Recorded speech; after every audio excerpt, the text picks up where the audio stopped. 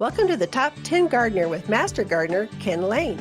Gardening can be challenging, but with Ken's tips, tricks, and top 10 advice, you'll reap huge rewards. Now welcome your garden host, Ken Lain. And back in the studio is Lisa Waters Lane. She comes each week with your garden questions. Just what are people asking, commenting, coming in for? What are people talking about around the town about their gardens? So welcome back to the studio, Lisa. Thank you. Yeah. So your holidays going okay? Very good. So Christmas done and gone. I've even got it packed up and put away Boy, already. you're fast. I'm telling you, Christmas Eve, she's ready to just almost go. Well, we had it up early this year. We did not. We did. Yeah, we did. So anyways, I was ready to pack it away, and it felt good. I'm proud of you. You didn't throw the poinsettias out the front door. You kept them for they're so beautiful. They were gorgeous. They're stunning. She brought in some new varieties, some new colors. You know, we own a garden center. We can have the latest, greatest, newest thing. It's just a shame to have it just destroyed in one night's cold. Well, yeah, they just have held up so well. And you're right. They are very, very pretty. So I thought, okay, I'll leave them for a little while longer. Till Valentine's. We'll see if they make it that long. I don't know. When they start dropping leaves, that's what bothers me too. I'd say throw them out. They start to whine and complain about the shorter days, or it got cold, or too dry, or I don't know. Chuck them then, but they look so good now. Proud of you. Yeah, thank you. What are people talking about? What's going on here that we're in between the holidays, and we're still drinking eggnog? And they're still gardening, or gardeners are always thinking gardening for some reason. That is true. So first question is from Mark. He says, do I still need 2 deep waterings in the month? So you should water, for those folks that are tuned in, you should be watering 2 times a month, a deep soak, especially those plants that are newer. If they're under 2 years old, got a newer property, you've got a brand new, let's say a living Christmas tree, you just put in the ground, you need to be watering that twice a month.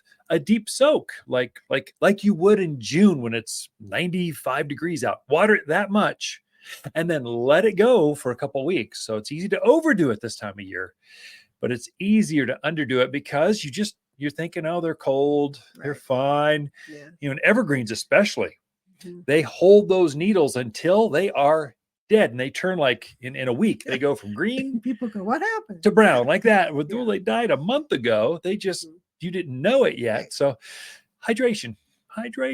If you're thirsty, it probably is too. And if you have to ask the question, go ahead. I would say a deep snow, like 6 inches or more. That's enough moisture. An inch of rain, that might be enough. And that's where you're seeing the ground saturate and starting to flow. So that dry creek in the backyard, you're seeing that start to run. I would also say, if you really want to know, go out with a piece of rebar. Well, there you go. A long screwdriver, go poke around in that soil, and that'll help you too. So you poke around, and if you can get let's say your biggest flathead screwdriver in your toolbox, I mean, not a skinny one, a fat, chubby one, or a small piece of rebar. If you can get that in the ground, it's moist. If you got oh my gosh, I can't get that in the ground, it's dry. So that's the secret. Yeah. Okay. Next question is from Cheryl. She has a large peony in a pot. She wants to know if she can trim it back now. And if yes, do you cut it back down to the soil, or do you leave? Yeah, good question. That's a good question. This is not just for containers. It's for any peony in the ground, in the garden, raised beds, wherever. So they've grown up. So you've got English peonies are good, knee high or taller. Your Ito peonies are hip high. They're up to, they're much bigger. And they're both treated the same way. So you're going to cut that back down to the ground and just as close as you can without nicking the eyelets that might be coming up. I haven't checked ours, so I still have ours up. It's on my to-do list. I'll get there eventually. There's no rush. Right. So I'd say by the end of February, you should be cutting back your perennials, including the peonies. So you're cutting those back to, I don't know, an inch or two to the ground, something like that. Now, peonies are very robust. They can go down to minus, I think 40 or maybe minus 50 degrees. They don't mind the cold at all.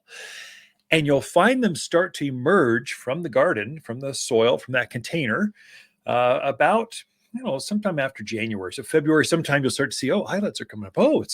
So gardeners go, spring's coming. Oh, I can't wait for that flower in April and May. So I'd say take your time, cut it back as close as you can, and watch for, are there islets coming out yet? And I don't know yet. But if you do, don't nick those, because this spring's growth. But if not, just cut it back. Doesn't matter. It's not going to hurt it to have it up, not going to hurt it to have it back. They just don't care, but they don't want it, all that extra brown growth. They want last year's growth shading this year's new spring growth. They want the sunshine. So probably if you start to cut it back, the ground will warm up and you'll start to see that growth happen a little sooner. And water. Good question. Yeah. Oh, and water your peonies. Don't let them go dry. Yeah. All right. I think we got time for one more.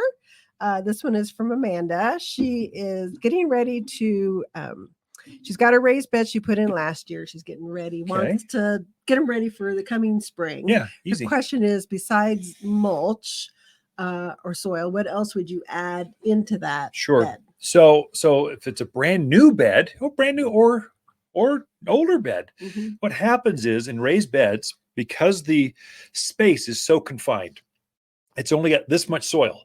It can't reach out and go, this is kind of old soil. I need to root over there and pick up some more nutrients over there. It's confined. It's like a container garden. So you need to revitalize or refreshen that. And so for last year's raised beds that had plants in them, there's old roots. There's last year's plants. Pull those things out. Old roots in the ground rot, or they start to compost, they taint the soil, and they keep other roots from growing in that space. That is not good when you're in a confined, raised bed space. You want to get rid of those. So filter that out. And then plants use up the soil.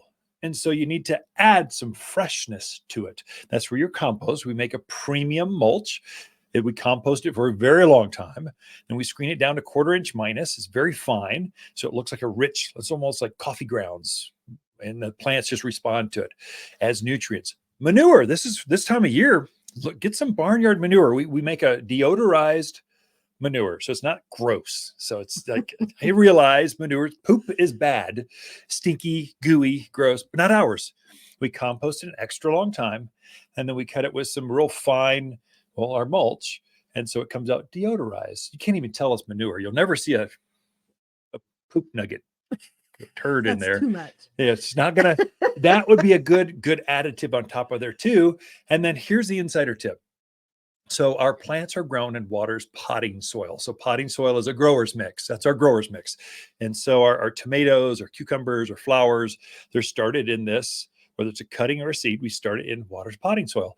If you can have that top layer, let's say top 6 to 8 inches of your containers or raised beds, and you could put a few bags of Water's potting soil on, and you're planting directly into that, you're going to have tremendous success, because plants don't like to go through different soil types. They like the same. They like sameness. So if you can give it more of the same thing it's already grown in, it's going to just thrive, and you'll get bigger plants sooner, faster. Anyway, top layer, add some Water's potting. So other than that, you're ready to plant starting usually after Valentine's or so. Your spring plants. Yeah. Anyway, we are out of time. Ken and Lisa Lain, the Mountain Gardeners. Be right back after this. As the days get longer and brighter, houseplants can struggle and scorch, but we have the solution. At Waters, we've organized our houseplants from A to Z for the brightest of sunny locations, many even bloom. With experts that know plants and how to make them grow. Shipments of the freshest houseplants in town have just arrived from A to Z and ready for a bright new home. You're listening to Garden Master Ken Lain, owner of Waters Garden Center in Prescott. Join his daily podcast for timely garden advice seasonally right for the gardens. Ken can be found throughout the week at Waters Garden Center in Prescott or through his website at top10gardener.com.